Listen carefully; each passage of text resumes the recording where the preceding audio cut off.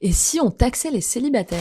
Du genre, t'es pas marié, tu paies. À la fin du 19e siècle, on a vraiment eu cette idée. En fait, après la défaite face à la Prusse en 1870, la France se rend compte qu'elle est complètement dépassée démographiquement. L'Allemagne fait plus d'enfants, donc potentiellement plus de soldats, plus d'ouvriers, plus de forces. Alors c'est le début d'un grand projet, le réarmement démographique. Au Parlement, les débats s'enflamment. Pour relancer les naissances, certains veulent encourager les familles nombreuses, quand d'autres préfèrent une méthode plus radicale, imposer financièrement celles et ceux qui ne participent pas à l'effort nataliste. L'idée est assez simple, si tu es célibataire, sans enfant, passé un certain âge, tu payes plus d'impôts. Parce qu'on considère que tu profites de la société, sans y contribuer par des enfants. Entre 1880 et 1914, plusieurs projets de loi sont déposés, mais aucune ne passe. En fait, il faut attendre 1920, après la Première Guerre mondiale, pour que la mesure devienne réalité. L'impôt sur le revenu est majoré de 25% pour les célibataires de plus de 30 ans et de 10% pour les couples mariés sans enfants. C'est un système qui va durer jusqu'aux années 40 avant d'être abandonné. Il révèle quelque chose, c'est qu'à l'époque, faire des enfants est un devoir civique, presque un acte patriotique. Vous en pensez quoi, vous? Et ce que je viens de vous raconter, c'est pas des histoires.